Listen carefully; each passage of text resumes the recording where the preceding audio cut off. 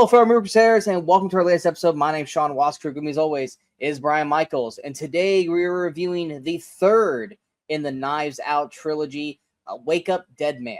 It was available on Netflix. It had a small theatrical release for a weekend or 2 weekends? I believe it was out for 2 weeks. Yeah, it was 2 weeks. Brian saw it in theaters 2 weeks ago. I watched it yesterday on Netflix, so I'm a little more fresher, but he did go back and rewatch it real quick before we did this review. Skim through it. Exactly. So we will discuss Knives Out. We'll discuss this, and we'll maybe have a small spoiler discussion because obviously this is a mystery movie. So there are plot points that we want to talk about that we can't talk about in the non-spoiler aspect of that. So stick around to the end for that.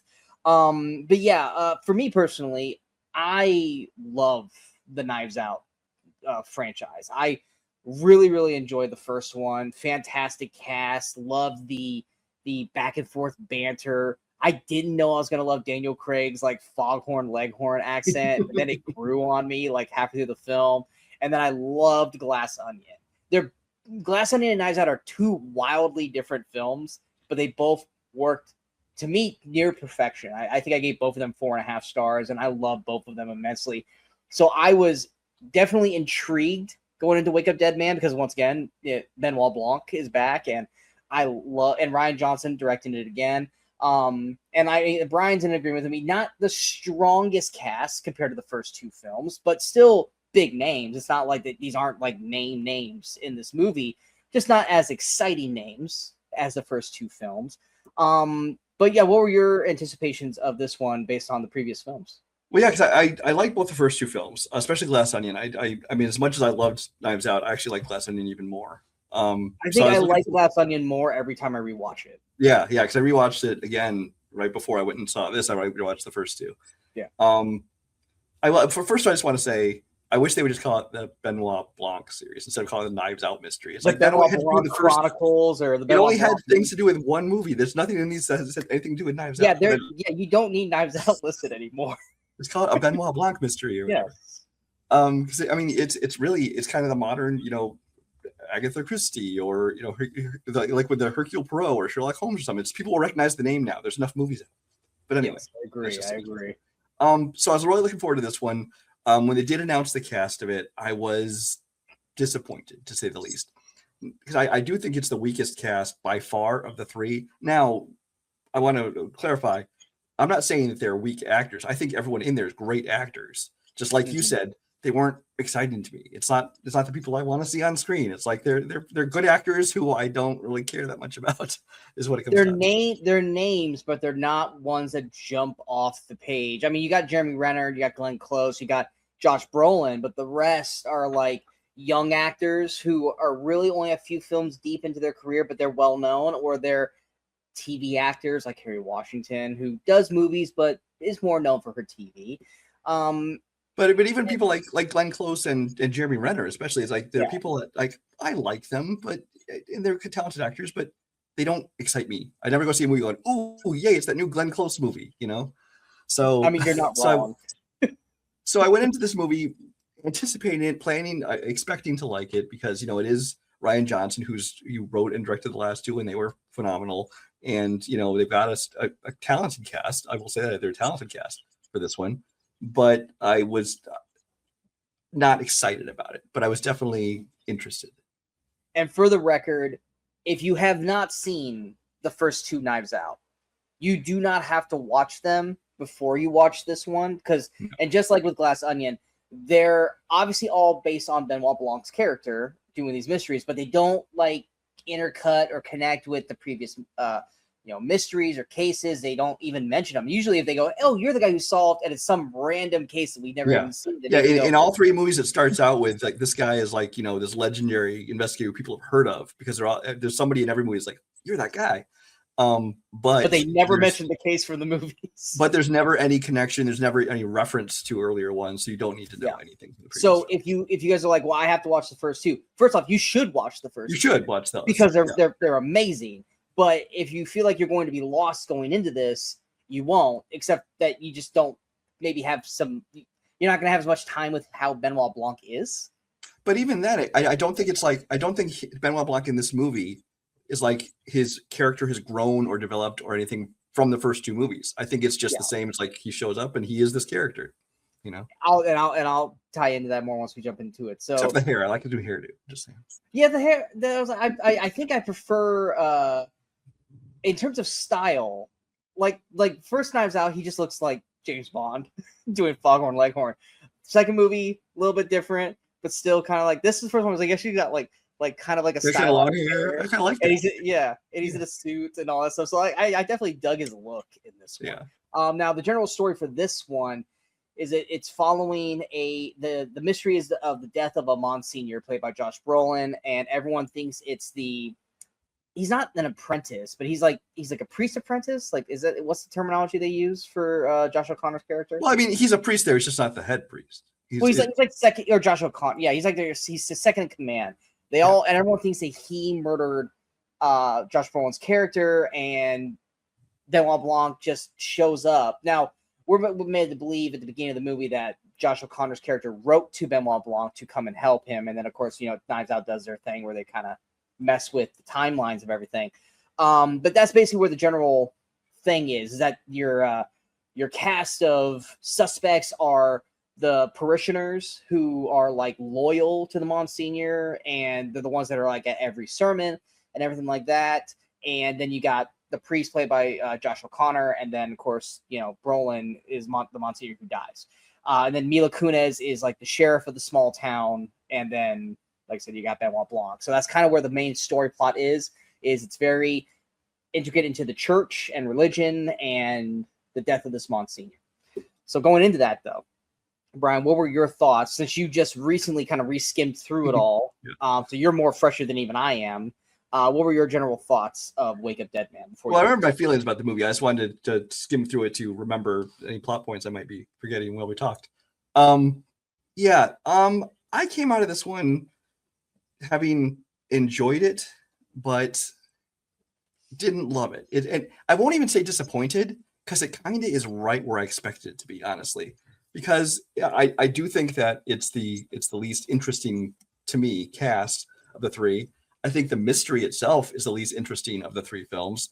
And I also think this one was the least fun of the three films. I mean, it definitely had some comedic moments to it, but I think there was definitely less fun than there were in the first two movies.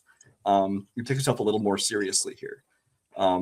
So on all those notes, it kind of landed right where I expected it to. The acting, great across the board. I will say that Daniel Craig, I think more and more every time he plays this role. I think I enjoy him a little bit more. I especially love that when he does get like a brief comedic moment or even just a facial expression or something, I find myself thinking, I wish he would do more comedies.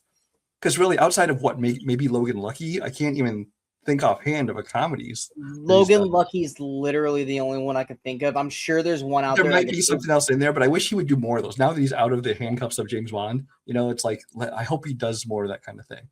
So like him, Josh O'Connor, who I don't know much about. As far as I know, the only thing I've seen him in is Challengers. That's the only thing I've really seen him in. Which was fine. Well, I guess I have seen Cinderella and some of the stuff that apparently he was in, but I don't remember him.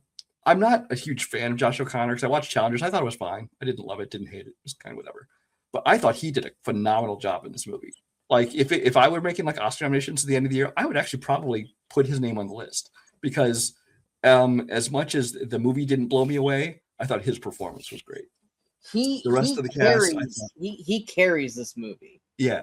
I mean, he's in almost every scene. Like 90% of the scenes. Yeah. Because you're following him. Because I mean, Benoit Blanc. This isn't spoilers. One of the things I didn't like about the movie is Benoit Blanc doesn't show up to like 40 minutes into this movie. It takes forever for him to show up at this place, and until then, it's just being carried by Josh O'Connor. And then even after Josh is it's playing it all like him writing this letter to Benoit Blanc. So it's going through all the events up to the point of when Benoit Blanc shows up, which takes about 40 to 45 minutes for him to show up. Yeah. But yeah, it isn't a bad thing. It's just when the thing you're most there to see and anticipating takes that long to show up, you're like, okay, come on, let's. It's no different than like a horror movie. You're waiting for Michael or Freddy or Jason to show, or Art the Clown to show up, and it's 45 minutes in, and we haven't even seen him. Now, great, you see Benoit Blanc like in the first like 30 seconds because he's opening the letter, and then after that, you go 40 plus minutes without him, and you're just like, okay, like is he? Come on. And it's 2.5 hours, so it Yeah, takes. but Josh is carried just fine, and you get some of those early scenes like Jeffrey Wright and some of these other people who aren't going to see a whole lot in the rest of the movie. So I did like that, but I think the cast all did a good job. I will say that there's a couple of characters, primarily Kaylee Spaney's character. I knew you were gonna pick on her because you just don't like her. No. Here's the thing. I have no problem with her acting here. I think that she I think looked different. I think she was playing a little bit of an older role, and she definitely looked different. Yeah, I thought her acting was fine. I feel like her character had no point of even being in this movie. I didn't even see. I mean, I don't see how it affected anything. And I'm not going to go too much into spoilers, things like that. So I won't talk too much about the characters and what they did or didn't do. But she is the one character who I think was just completely like, why was she here? I don't know. But I mean, as far as the mystery, the way it unfolds, I enjoyed it. I do like they've done the same way they did in the previous two Knives Out films, where it's kind of like you build up to this kind of what you feel is the climax, and then all of a sudden it kind of rewinds and shows you, wait, there's more than you didn't know about. So it's kind of like a second reveal section. But yeah, I enjoyed it. I didn't love the movie. Like I said, it came in right about where I expected it to. That's my general thoughts.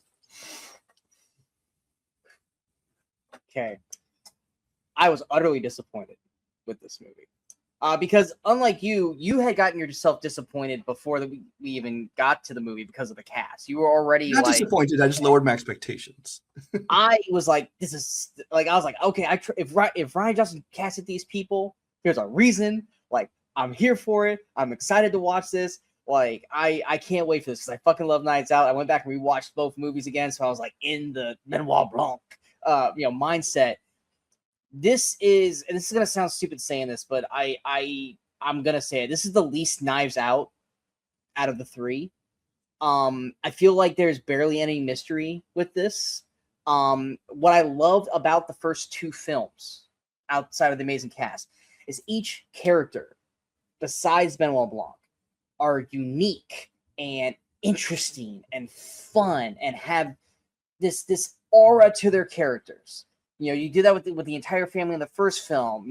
Every single one has some uniqueness to them that just makes them stand out. The second one, they're larger than life kind of characters, all of them. And they all have these great moments that all get to shine and you enjoy those characters. This one, couldn't fucking tell you a single one about any of them. They are not given any time to really flesh out their characters. They barely have any communications with Benoit Blanc in the movie. You rarely see Benoit Blanc do any really kind of mystery stuff outside of with Josh O'Connor and Mila Kunis, who also is completely wasted in this fucking movie. They could have casted anyone for Mila Kunis' role because she is neutered in this film. Like, they don't even let her just do anything in this movie. Like, you could have had casted anyone in this role. But because it was Mila Kunis, I was like, all right, we'll see what she does here. It's like, there was no point for her in this film. Yeah. And you could have felt like that with anyone. Andrew Scott, love the actor. I know you're not crazy about him, but he's got like a couple lines here and there. Wasted. Renner, wasted. Glenn Close is overacting her ass off in this. But it makes sense for her role, but not enjoyable. Kaylee Spaney, probably my favorite performance of hers, technically, out of the movies we've seen her in. But once I kind of agree, what was the point of her? Because it feels to me like you were talking about how like Knives Out and the previous two movies had like this great cast of characters and everybody had their own personalities and they were unique. I feel like this movie, they had like a plot and like 4, maybe 5 characters in the movie that they needed. And they're like, oh wait, we need to make up more unique characters. And they tried to throw more characters in there, but they're there for no reason. And they didn't get fleshed out. Thomas Hayden Church, not needed. The only real characters that seemed really important to the story was obviously Benoit Blanc, Josh O'Connor, Glenn Close, Josh Brolin, and Daryl McCormick, who plays Cy. Everyone else was just filler because the Knives Out movies have to have an assortment cast for suspects. But what makes Knives Out great, this movie does not have. Even the mystery itself is not enjoyable. It's just, if anything, it's kind of like, it's so tacked on. Yes. Yeah. Like, Benoit Blanc doesn't get to do Benoit Blanc in this. He doesn't get to have. He doesn't even seem like he's having fun in this. He's just kind of like just there. And then they play. Oh, no, I can't say that. That's spoilery, so I'll hold off on that. But there was just to stop myself from nothing about. There's so much about this movie. I was bored. I really did not care about the subject matter because I'm not a big religious person. So the whole first 40 plus minutes is this God fear. I was like, oh, I fucking don't care. Brolin's great in what he's doing, and Josh O'Connor, even though he looks like a human rat, sorry, he does. Which makes me even less. Just be could him and Adam Driver play brothers. Just saying.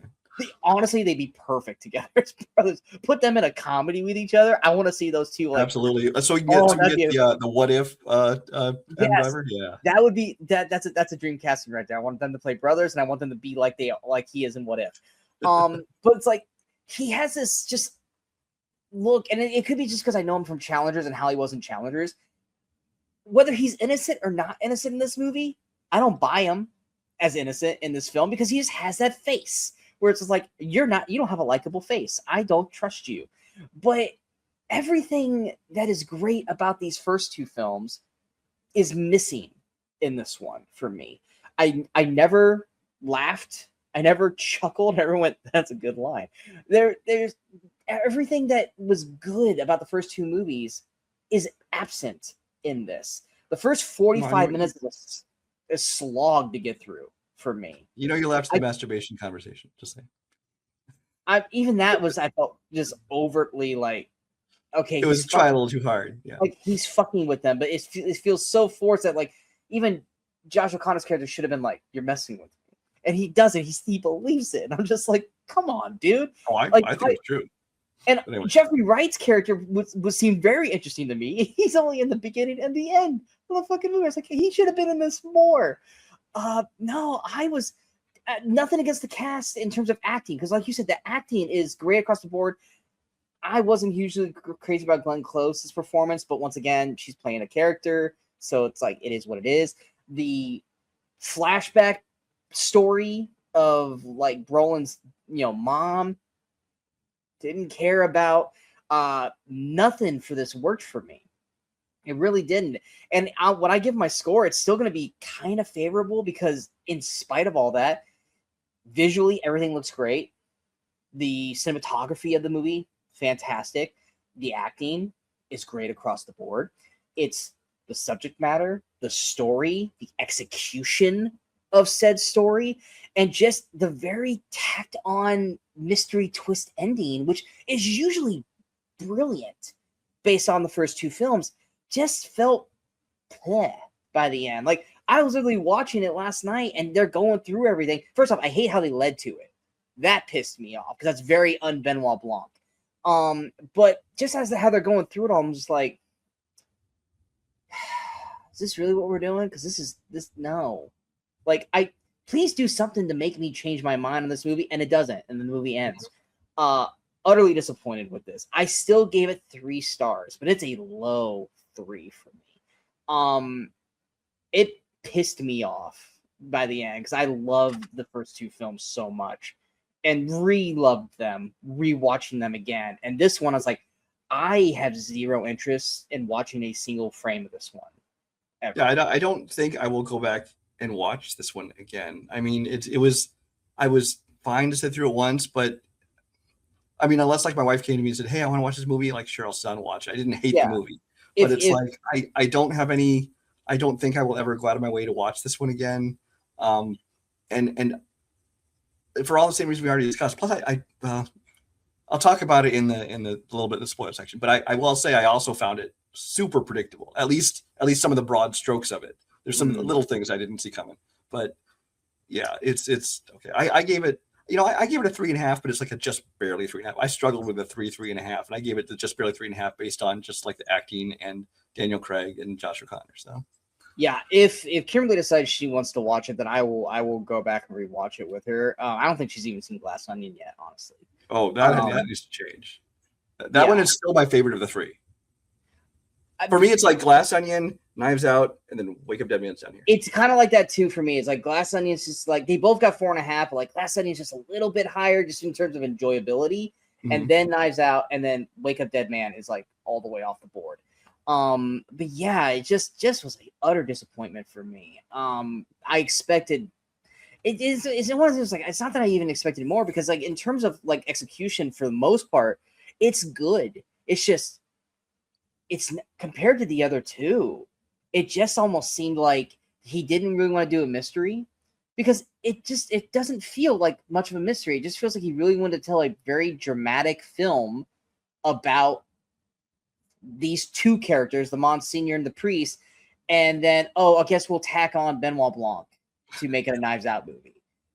Because like I said, the whole, like, we don't get him really interrogating people, which is what we love about the first movies, or him like sleuthing that well. It's just kind of more like him and Mila Kunis and Josh O'Connor just kind of walk to an area and go, well, that, maybe it's this. And it's like, well, it wasn't that. And it's like, you're better at this than you're playing this like you suck. Because even they go, aren't you supposed to be this amazing detective and you aren't figuring out anything? Well, you know what? That's why I was expecting more from that, is because, for instance, in Glass Onion, he was kind of playing stupid for the first half of the movie. And then, of course, you see that one point where it turns and you're like, okay, now I see what he was doing. But this time it's like there was never that flip. And even Glass Onion, he doesn't figure it out to the very last second, and then it's a fucking epiphany, which he does in Knives Out. But at least in Knives Out, he's breaking it down. He just hasn't gotten to the hole in the donut.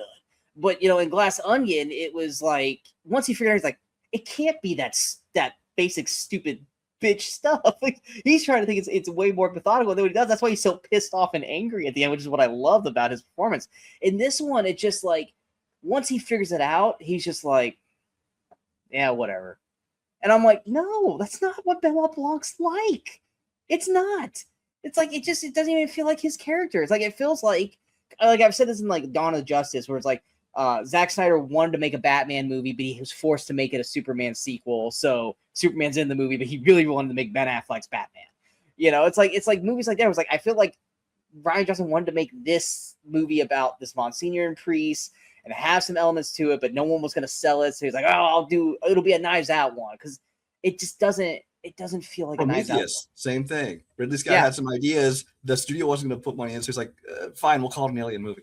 Yeah, we'll throw something like a xenomorph in there, but it's not really a xenomorph. So yeah, great disappointment for me. 3 stars for me, 3.5 for Brian. That's where we'll stop with the non-spoiler talk. So if you guys have not seen it yet and you guys still want to, watch it, come back. We're going to go into spoilers. So here's your 5-second warning. 5, 4, 3, 2, 1.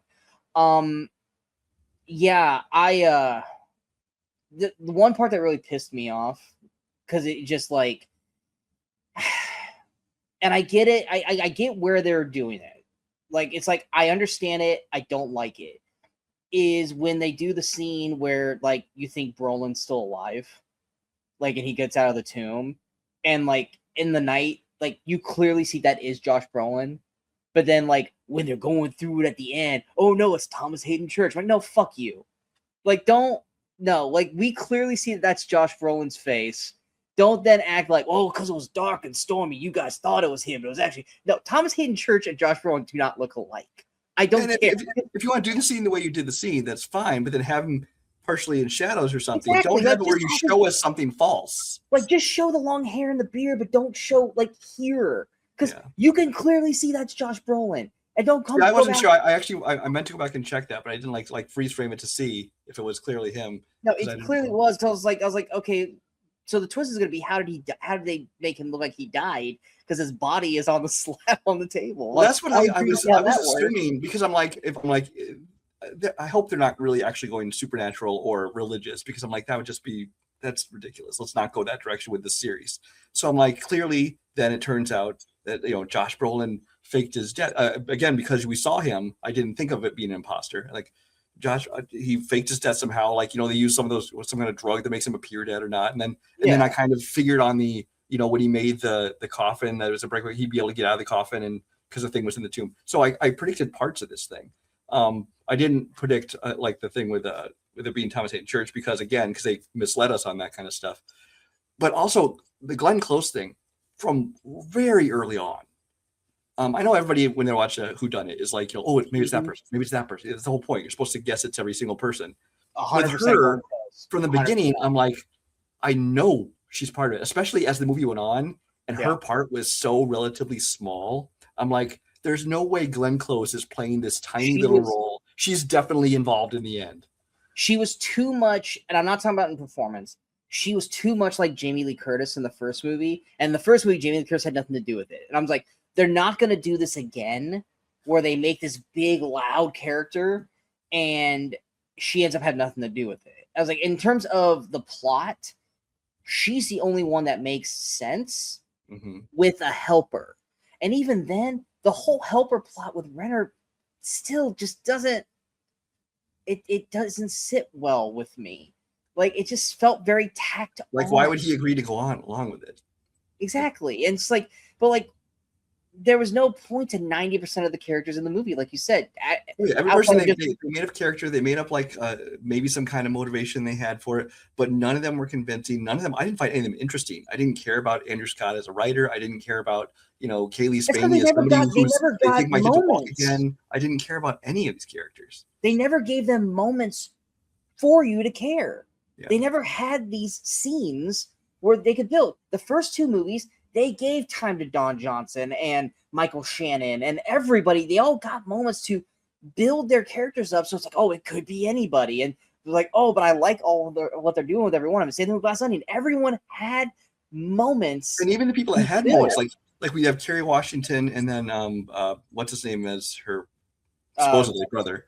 Dylan or Daryl McCormick. Daryl McCormick. It's like those two had, I guess, they fleshed them out a little bit more and gave them like motivations and some backstories. But I didn't care about their motivations and backstories. I'm like, I don't care about this whole storyline.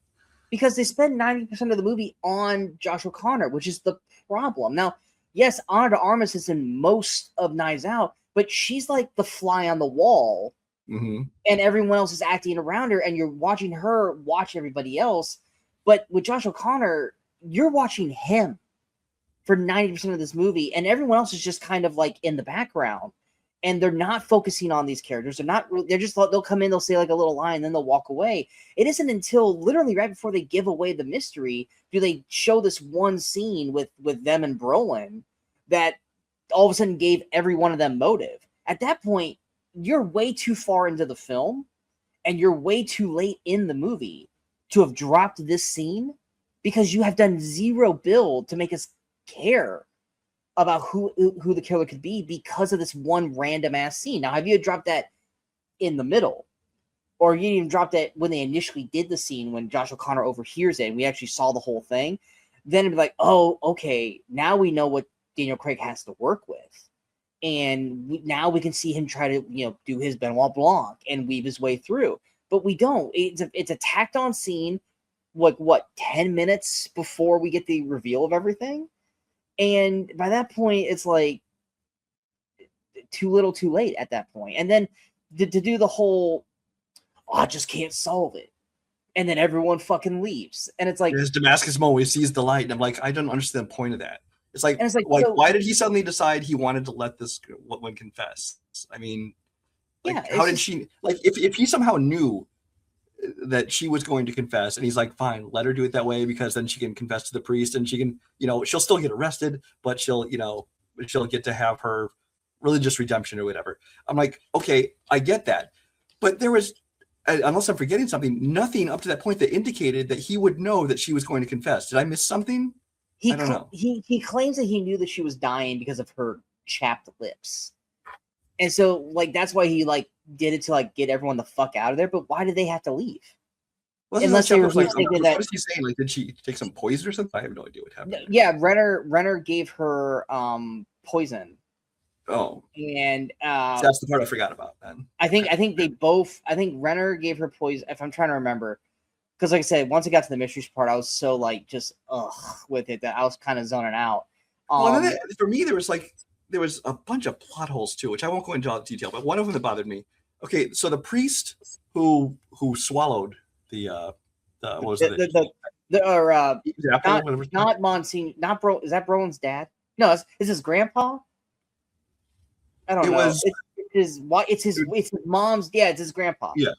He swallows the jewel and basically chokes on it. Well, that's just it. Is that how he's supposed to have died, from choking? Because if he choked, it wouldn't have made it all the way down to his It stomach. seemed like he choked because it's like Because it seems like he choked it. I'm not aware that he had poison or heart attack or anything. Because he knew he went to swallow it. He chokes on it. Okay, I don't know why it went down to his belly.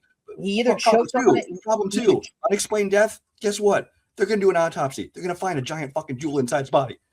He either choked on it and died, or he knew he was about to die and swallowed it and then passed away just coincidentally at around the same fucking time. Either way, they're finding that thing. Just yeah, either way though, yeah. Now, if he was having a heart attack at that time and he was like, okay, well, this is my moment, I need to do it, then they probably wouldn't have opened his stomach up because they're like, oh yeah, he died of cardiac arrest and stuff like that. But once again though, but if he died from choking, I think he'd be like, hey, what did he choke on? Yeah, part of me thinks it wasn't because he choked. I think he just swallowed it because he knew he was about to die. I don't know. But you're having movie. I was like, let's just wrap this up. Yeah, you're having to kind of like take brain, throw it out, go. Oh, but like I said, the whole like Benoit Blanc, well, I just can't solve it. You got that on the yeah, I've got that. And then he's I hate that character sucked. Yeah. That character sucked with him just walking around with the cell phone. Like the only good moment was when he was like, I recorded everything. And everyone freaked out because very, very, very much like the will in the first scene where everyone lost their shit. But then once again, as soon as they closed the door, it's like everyone was just like, stop banging on the door. And she was like, oh, whatever. Like the only thing that I think would have been, I don't want to say cool, but the only outside chance I had that it wasn't Glenn Close was that it was Spaney. That she wasn't actually like, that she was faking the injury. And she found out that Brolin was basically, taking her for all this shit. And she is the one that, did it. That was the only thing that was like, that's the only suspect that you could actually like make this a Knives Out kind of finish. Because everyone else would have just been like, blah, whatever. So by the time we got to the end and figured out who it was, I was like, I don't care who it is because none of these people or their motives or storylines I found interesting enough to care if they were the one who did it. I'm just like, the only subplot that I have in my brain where I've been like, I would have been okay with that, where they make you think it's Glenn Close the entire fucking film, but then you find out that it's it's a Cy, Daryl McCormack's character, yeah, Cy. You find out that it was Cy. And he's actually hooking up with Carol Spaney, or not Carol. Kaylin. Yeah. Kaylee. Yeah, with Spaney. And they're coming in at two different approaches. The long lost son and the rich handicapped girl. But you find out but it's like a con. Like, yes, that's his long lost son, but he knows that Brolin's got the jewel. Or he knows, and then she's, basically, yeah, we'll filter the money through to him, but then we're going to get all the money back because we're going to get the jewel. And they're the two that killed him. I would have been like, okay, you're at least integrating the fucking group together. But it's one of those things where it's like, you could just completely remove 80% of this cast. The movie's still the same fucking movie. Whereas with Glass Onion, the cast mattered. Knives Out, the cast mattered. And it's just the execution of all of this. Just like I say, it just didn't feel like a Knives Out film for me. It also didn't need to be 2.5 hours long. It didn't. Oh God! Granted, you could have cut the first. Every time they spent more than 30 seconds talking about religion, I was just like, yeah. The 45 minutes that it took Josh O'Connor's character to explain everything in the letter to Benoit Blanc, they could have cut that down by 30 minutes and had that just be the first 15. And we moved on from it, but we did not need this long, drawn out, like, here's the life of Josh O'Connor and how he spent with the Monsignor, and here's all that, and like, because like, it, once again, if it mattered to the rest of the story because it got integrated into the story, then fine, but it didn't matter at the end. Like I said, that's what made the first one so great. They could have taken 45 minutes to show Ana de Armas with the family and all that stuff before they brought Benoit Blanc in. They could have done that, but they didn't. They did it in small bites. Tell me about this time. Okay, let's flash back to there for a quick 3 minutes, 5 minutes. okay, this time, like that's how they did it. They just everything in this one just felt like, once again, this wasn't supposed to be a Knives Out movie. This was supposed to be a movie about a murder with a mystery element to it. But Netflix is like, yeah, but we really want another Knives Out movie. Fine, here comes Benoit Blanc. He ain't gonna do shit in this because he really doesn't. Does Benoit Blanc do anything in this movie? Does he solve anything? He just kind of like goes, oh yeah, I knew this the whole time. Really? How did you? Because I don't think you really kind of. Honestly, I mean, he solved it, but it didn't feel like he did really all much investigating. He was just like, at the end, he's kind of like, oh wait, I know what happened. I mean, technically, in the second one, he didn't solve it. It was kind of more. What's her name? Helen. It was Helen who kind of solved it, and then he just kind of took all the pieces and go, oh, well, here it is. Oh, Edward Norton's a fucking moron, kind of thing. But at least in I mean, I guess if you think about it, he never really solves anything. He just kind of, is a bird on the wall. Because in the first one, Ana de Armas and Chris Evans Ana de Armas kind of figured it all out. She even says, "You're not that much of a detective, are you?" but then at the end, he finally like, now I figured everything out. This one, it's just when he does that, it's just like, yeah, no, you didn't solve this shit. You didn't. Like, this was just kind of given to you, which once again, I guess explains him going, I can't solve it. But then as soon as everyone walks out, oh no, I know who did it from the very first get-go. Like, he did solve it. He just wanted to let her confess, apparently. So. Yeah, it's like, did you though? No, you didn't. And then the movie just, and then, like I said, you have that one part where Sai is like, if you guys find anything, you tell me. And he's like walking into the car, and they both run fucking back into the building super fast, like children who found a toy. And it's like, you're telling me that he didn't see you do that? Because if I saw you guys jolt back into the fucking building, I would have gotten out of my car and followed your ass. And then like once again, even like where he ends up putting the jewel, it's like that could be very easily found. You don't think that Sai won't come back in there at some point and search when you're not around? Like all you gotta do is like, there it is. It's in the fucking crest of the chest. Like. Well, that's the thing is, he says, we let you search the church, we let you search the rectory. It's like, well, they would have searched that new thing that's up there. Yeah, and what's to say that he's not going to come back and go, that's new, and then wait until you're asleep, go into the church. Well, here's the other thing is, it's like, so he's, he was smart because he was like, if I'm going to watch you guys, if I see you guys like repair a roof, do a big donation, I'm going to come and audit you and figure out where this money came from, and that's smart. But it's like, so I guess I don't understand. Besides keeping it from him, I don't know what the point of that jewel is, and why put it up there in that thing. It's like, just bury it somewhere. There's no point. Yeah. Now, if he could have given it to Benoit Blanc, and Blanc could have like filtered it into them, like charity wise, and stuff like that. Which once again, he probably still would have been like paying attention to Blanc, but Blanc's not a part of it, so he could have filtered it in that way. But it's like at the end of the day, it was like, once again, what was the fucking point at the end of the day? And that's the bummer. Like Glass Onion had a point. Knives Out had a point.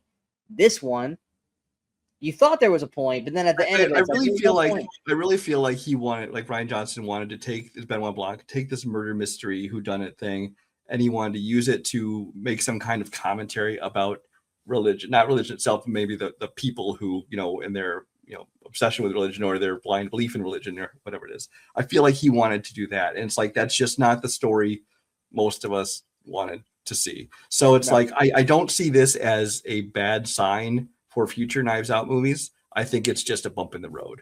I know he said after this that he wanted to take a break from making these and do other things. I'm sure he'll do other things, but I'm sure we'll see more of these eventually. Yeah. But yeah, I mean, I don't, as much as Netflix will give another $400 million. Yeah, as much as I didn't like this one, that does not mean that I don't want to see more from Benoit Blanc. Yeah, absolutely do. I just want you to let me improve the cast list first. Yeah, let's get a better cast list, and let's actually make it a fucking fun mystery again, because there was zero fun in this. There was no fun in this movie.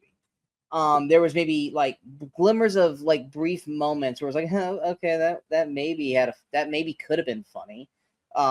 Like when Glenn Close freaked out and like, it was like, that's overacting. That's just bad acting. But I mean, she's intending to be a bad. But then we also realized that was a fake moment. Yeah. Exactly, because it was a fake moment. But it lost everything that made the first two movies great. And it's not enough for me to go never again. They'll have to fuck it up again for me to say never again. But yeah, I mean, hopefully in the next few years we get Benoit Blanc back, because like I said, I feel like Daniel Craig said this is a character that he could do for the rest of his life, because it's not an action role like James Bond, so we can do it 20 years from now if he wanted to. He could be 67 years old and still be Benoit Blanc. Like, he doesn't run, he doesn't fight, he just stands around and talks. It's the perfect role for him, And I mean, I'll watch this over what's his name, Branagh's character that I can never say his fucking name correctly. Hercule Poirot. Yeah. Because I try watching those movies and I just don't give a shit. I watched the first one and I was like, because I really wanted to like it, mostly because of the cast, and I was really kind of unimpressed by it. And then I've still never watched the other two yet. I've watched all three and thinking, well, they got a good cast. Like, maybe they're gonna try to do like that cast. I get my hopes up, but yeah. And every single one, I'm just like, I just don't care. I'll still watch it. I'll watch this one again before I watch any of those three again. And they're not actively bad. They're just unmemorable, much like this. Anything else you'd like to add? Only that I hear all this awards talk for Glenn Close for a nomination. It's like, I do not see that at all. I think except the fact that she's Glenn Close, it's like Meryl Streep. You have to automatically give her a nomination. I don't know, because I don't see her being Oscar worthy. If anything, like I said, it should be Josh O'Connor. He's good in it, but even me, I wouldn't nominate him for this. I think there's too many awesome performances this year in my eyes that he would be like 15th on the list for me personally. But what were your guys' thoughts on Wake Up Dead Man and Knives Out Mystery? Did you guys feel like us? Felt it was very underwhelming, or did you guys think it was great? Let us know in the comments below. I've seen some reviews already, and it seems like I'm the one that has the worst rating on all my Letterboxd people. Apparently, I was the one person who didn't like this, and everyone else thought it was, really good. So maybe I'm in the minority, but Brian seems like he's in the same mindset as me. He just gave it a higher score. But if you guys enjoyed this episode, hit that like, share, and subscribe button to the channel so you guys stay up to date with all the latest videos pop up on the Movie Crusaders. Of course, we're follow us on all social media as you see below. Coming up next, the biggest film did not come out this year, Avatar: Fire and Ash, comes out this week.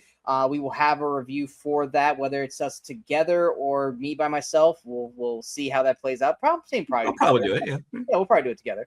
But yeah, that's the last real big movie. It'll be interesting to see if it does what it normally does money wise. I feel like it will.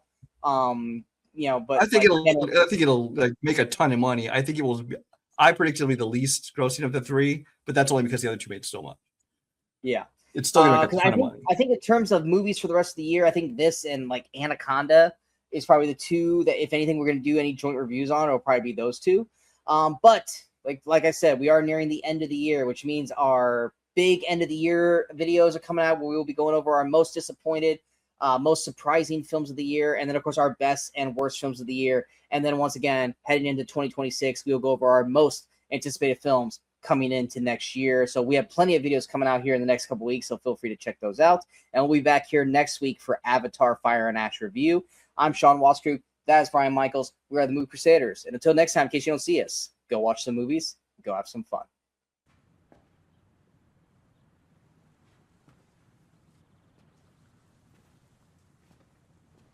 You're still here. It's over. Go home.